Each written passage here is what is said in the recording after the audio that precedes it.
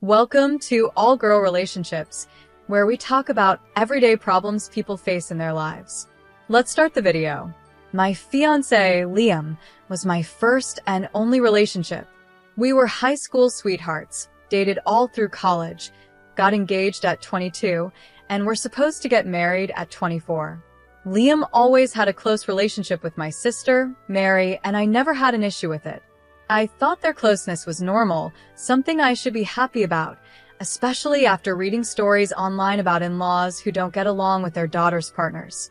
Even when something seemed strange to me, like Mary's boyfriend's always being overly jealous and protective of her, I chose to ignore it. I didn't want to connect the dots, even though the truth was always right in front of me. I brushed off my concerns as insecurity, but deep down, I knew my instincts were right all along. In the end, I felt foolish for closing my eyes to the truth when I should have been paying attention. I gave Liam and my sister the space to betray me behind my back, and they did it so cleverly on my wedding day of all days.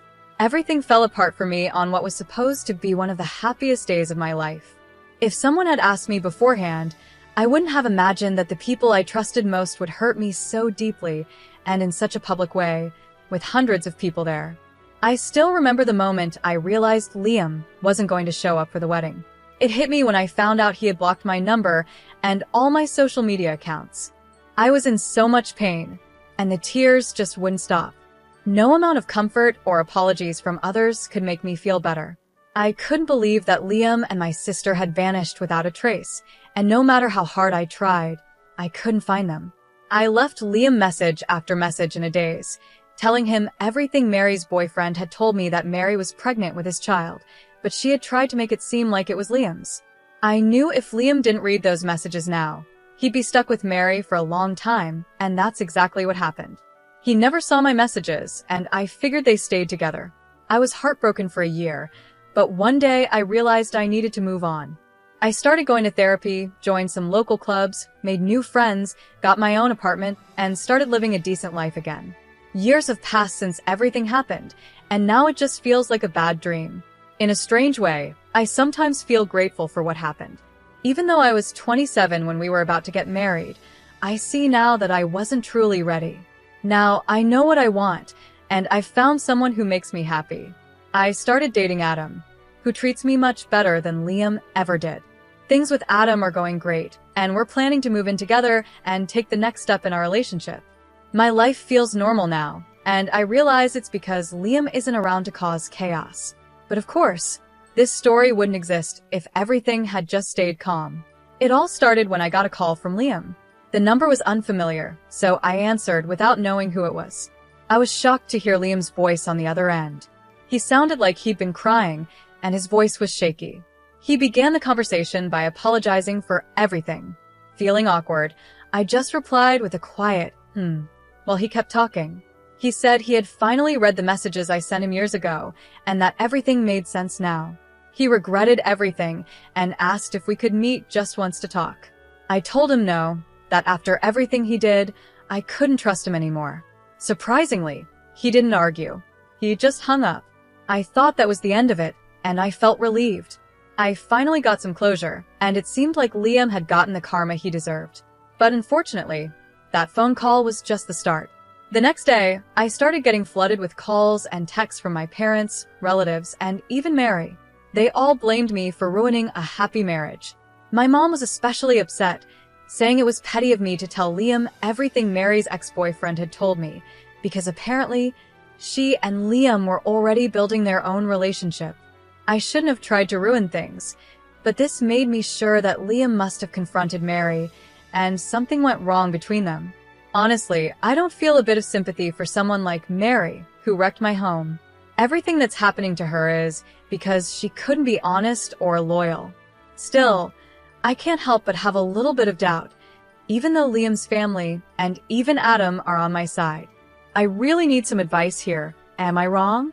I talked to Adam more about this because I felt it was time to tell him the whole story. Before, he only knew a few details. I told him about my wedding day, Mary's ex-boyfriend, Liam, and everything that's happened since. Adam was really understanding and supportive. He knew why I was so hurt by how my family was acting in this situation. He even suggested that I should meet Liam and hear what he had to say. I was surprised, but I agreed. I messaged Liam on the same number he used to call me. We talked a little and made plans to meet in a couple of days as he would be flying to my city. I'll keep you all updated. Well, I met Liam today, and everything you guys predicted was right. Mary had lied to Liam because, of course, Liam had more money than her ex-boyfriend, who was still in college when they were dating. Their relationship turned toxic right after Liam proposed because Mary had gotten what she wanted, a bank account. She stopped doing the things she used to with him and just started using him for his money. Liam was crushed. Since they were married, divorcing her would mean losing a lot of his assets. Eventually, though, he found one of the messages I had sent him while going through his old phone, and that confirmed his suspicions. He decided to get their son's DNA tested, just in case, and it turned out the ex-boyfriend was right. Liam kicked Mary out and filed for divorce. Mary is furious now because she had to move back in with my parents and can no longer afford her expensive lifestyle. Liam told me he wanted to meet me to thank me for helping him. He also tried to talk about how he wished things had worked out between us. I told him straight that the only reason we didn't work out was because of him and his lack of loyalty. I guess he finally realized how badly he messed up because he listened to everything I said with his head down in shame. I didn't say much. I just got up and left. Right now, what I'm really thinking about is my relationship with my family.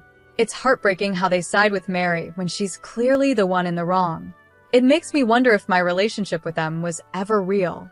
I know they've always favored Mary because she's the youngest, but this is too much. I'm honestly speechless.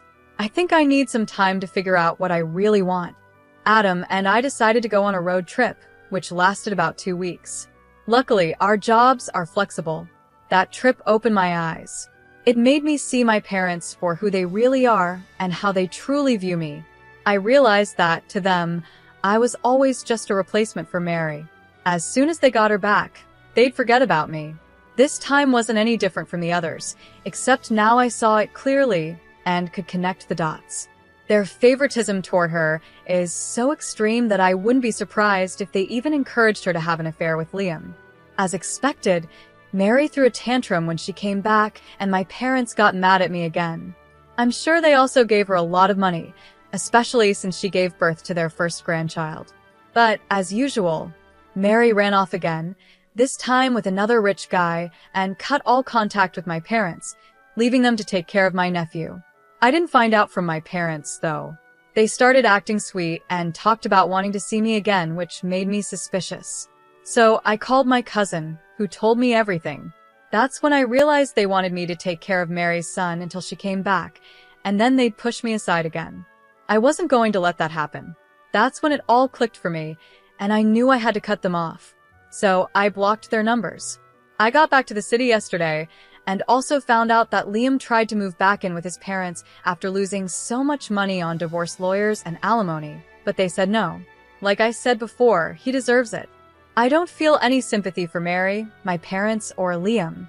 Mary's going to face her consequences. My parents are now raising my nephew, and Liam's life has fallen apart because he couldn't stay loyal. I have Adam, and my biggest concern now is just our relationship. Thank you. You're definitely for cutting ties with your family. It sounds like a mess, and the sooner you cut them off, the happier you'll be.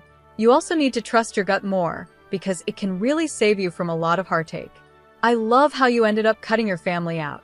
I could tell throughout the story that they played a big role in all the problems. I'm glad you realized it and dealt with it at the root. Now, on to my situation. I'm 28, female, and live with my husband, who is 30. My mom, who's 61, was diagnosed with early-onset dementia about a year ago. She's been living with us because none of my other family members are willing to take her in. Since I'm a nurse, there's been pressure on me to take care of her, but it's very different when it's your own mom. I know she's going to get worse over time. Right now, she's still enjoying life, watching her favorite movies and playing card games. But she can't be left alone because she's vulnerable and might accidentally start a fire or forget where she is. I have one sibling, an older brother named Larry, who's 37. Until recently, he hasn't helped at all with caring for our mom. Larry lives with his wife, who's 35, and they have 2 kids, ages 12 and 9. I've asked Larry for help a few times, but he always says he's too busy with the kids and their activities. Over the past month, I've been more firm with Larry and told him that she's his mom too, and the least he could do is help out once a week. Now, every Friday, he takes our mom out for the day, usually to get coffee and go for a walk. She loves it and it gives me and my husband a break. But Larry's wife is upset with me. She says I'm taking Larry away from their family, and when he comes home, he doesn't want to help with housework or play with the kids. I told her that's not my fault, and that our mom's care isn't optional. It's not fair for me and my husband to do everything when Larry is fully capable of helping. She suggested we put our mom in a nursing home. I told her we can't afford a nursing home unless she and Larry are willing to split the cost. She said they have better things to spend their money on. I told her, well, tough luck, and that Larry will have to keep helping. She called me a jerk for making Larry help. You're definitely. Taking care of your mom is a huge responsibility for you and your husband. Your brother helping out once a week for a few hours is the least he can do. If he's too tired afterward to help his wife or take care of their kids, that's their issue to figure out. They chose to have kids, so that's not your problem. I'm sure you also have other things you'd like to spend your money on, but here you are providing full-time care for your mom and covering all the costs from what it sounds like. Your brother's wife is being selfish for not trying to understand. But this can't continue like this, it's only going to get harder. Don't let yourself be the only one handling the finances and care for your mom. You and your brother need to work together to find a solution. Of course, you should consider your husband and he should consider his wife, but they don't get the final say. If your sister-in-law doesn't like it, go on vacation and drop your mom off at their house as long as it's safe. Let her see what it's really like to care for someone with dementia. Now, onto my story. My boyfriend, who's 32, and I, 34, are celebrating our 4-year anniversary this month. Since the actual day is on a weekday, we decided to celebrate on the weekend. We both work from home, and we don't live together, so I wanted to surprise him on the actual day with breakfast, a plant he loves plants, and a box of chocolates. I arrived at his place around 7 a.m., knocked on the door, and waited a while for him to answer. I figured he was still asleep. When he finally opened the door, he looked upset. I quickly apologized for waking him up and told him I just brought a few gifts for our anniversary. He just said, okay, still looking annoyed, and walked back to his bedroom, leaving me standing there with the gifts. I was shocked by his reaction. I put the things I brought on the kitchen table and was about to leave, but then I heard some noise from his bedroom and he came back with his pants on. I thought he was going to hug me or something, but instead, he fed his cat and went to the bathroom while I stood by the door. I felt sad about how he reacted and started crying because all I wanted was a little happiness from him. He sighed and asked me what was wrong. I told him I was sad because he seemed annoyed that I was there, and I had hoped he would be a little happy that I brought something for our anniversary. He responded sarcastically, saying he was sorry for not meeting my expectations and that I couldn't expect him to be happy because I woke him up and he hadn't slept well. Honestly, I wasn't expecting a big celebration or even a gift from him. All I wanted was a hug, a kiss, and a simple thank you, which didn't happen. We didn't even get to enjoy breakfast together because I was in such a bad mood after that, so I left his place. So, am I the jerk for waking him up to surprise him? Thank you all for your thoughts, it gave me a lot to consider. I'll try to answer your questions. His sleep schedule. He wakes up when he wants since he's a freelancer. He does struggle with insomnia, which he's working on. Before my visit, he told me he was getting back to a regular sleep schedule and would wake up around 8 or 9, so I didn't think 7 a.m. was too early. Initially, I planned to leave the gifts in his mailbox and text him, but I got excited to see his reaction in person. I admit I should have thought that through more carefully. I don't usually show up like that, but I thought it would be a sweet gesture. Does he usually like surprises? Yes, he does. Keys to his place. I used to have them, but he asked for them back after getting his cat, which he adopted when his grandmother moved to a retirement home. His mom takes care of the cat when he's away, which is why I don't have keys anymore. Some people think it's weird he didn't make another copy, but I don't see it as a red flag.